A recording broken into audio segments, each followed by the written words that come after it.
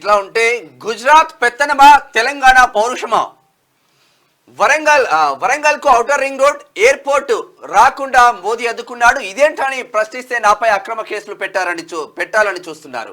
రిజర్వేషన్ల రద్దుపై నేను మాట్లాడితే వెంటనే ఢిల్లీ నుంచి పోలీసులను పంపించారు. గతంలో కేసీఆర్ కూడా ఇలాగే ఏసీబీ విజిలెన్స్ పోలీసులను పంపి నన్ను వేధించారు. అక్రమ కేసులు పెట్టి జైలుకు పంపించారు. కానీ ఇప్పుడు ఆయన నడుం విరిగి మూలకు పడ్డారు. అమిత్ షాను కేసీఆర్ ఆవహించినట్లున్నారు. అందుకే ఆయన గాంధీ భవన్ కు ఢిల్లీ పోలీసులు పంపించారు.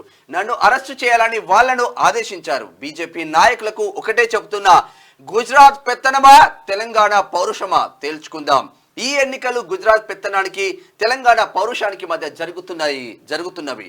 ఢిల్లీ పోలీసులను కాదు, సరిహద్దుల్లోని సైనికులను తెచ్చుకో, భయపడేది లేదు అని రేవంత్ రెడ్డి చేస్తా ఉన్నారు. ఇగో ఇది మనకిచ్చిన గాడిద గుడ్డ అయితే గుడ్డు అంటే 2 గుడ్లు గాడిద గుడ్డు ఒకటి, బంగారు గుడ్డు ఒకటి. అయితే ఇక్కడ గాడిద గుడ్డును ముఖ్యమంత్రి రేవంత్ రెడ్డి చూపిస్తా ఉంటే భారతీయ జనతా పార్టీ వాళ్ళు మీరు ఇచ్చింది వంకాయ అని చెప్పేసి వాళ్ళు పెద్ద వంకాయ తీసుకున్నారు.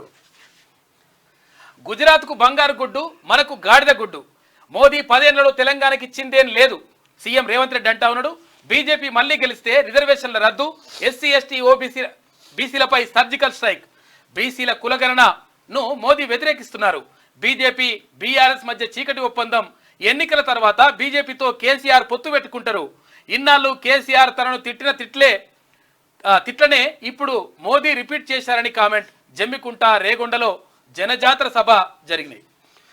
గుజరాత్ కు బంగారు గుడ్డు ఇచ్చిన ప్రధాని మోదీ తెలంగాణకు మాత్రం గాడిద గుడ్డు ఇచ్చారని సీఎం రేవంత్ రెడ్డి అన్నారు. ఈ 10 ఏళ్లలో రాష్ట్రానికి మోదీ ఇచ్చిందేమీ లేదని, బీజేపీ ఎంపీలు తెచ్చిందేమీ లేదని మండిపడ్డారు. మోదీ మళ్లీ గెలిస్తే ఎస్సీ ఎస్టీ బీసీలపై సర్జికల్ స్ట్రైక్ చేశారని, రిజర్వేషన్లను రద్దు చేశారని ఆరోపించారు. అందుకే 400 సీట్లు ఇవ్వాలని బీజేపీ కోరుకున్నదని, బీజేపీకి 400 సీట్లు వస్తే రాజ్యాంగాన్ని సవరించే అవకాశం ఆ పార్టీకి వస్తుంది. గతంలో నోట్ల రద్దు, వ్యవసాయ నల్ల చట్టాలు, ఆర్టికల్ 370 రద్దు, ట్రిపుల్ తలాక్, యూనిఫామ్ సివిల్ కోడ్ బిల్లులను ఎలాగైతే పార్లమెంట్ లో ఆమోదించారో అట్లానే ఈసారి బీజేపీ అధికారంలోకి వస్తే ఎస్సీ ఎస్టీ బీసీ రిజర్వేషన్లను రద్దవుతాయి అని అన్నారు.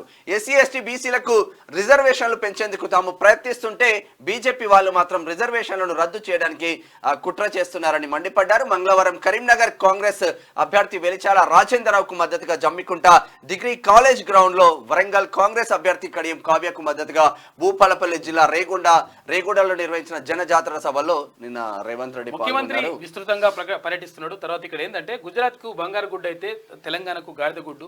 తర్వాత ఇంకోటి ఏంటంటే ఎస్సీ ఎస్టీ బీసీల రిజర్వేషన్లు రద్దు చేసేందుకు ప్రయత్నం చేస్తా ఉంది భారతీయ జనతా పార్టీ అని చెప్పేసి ఆయన ఆరోపిస్తా ఉన్నాడు. మొత్తం మీద అంటే ఇక్కడ ఆరోపణలు ప్రత్యారోపణలు తర్వాత ఇక్కడ ఇవన్నీ కూడా గట్టిగానే జరుగుతున్నాయి.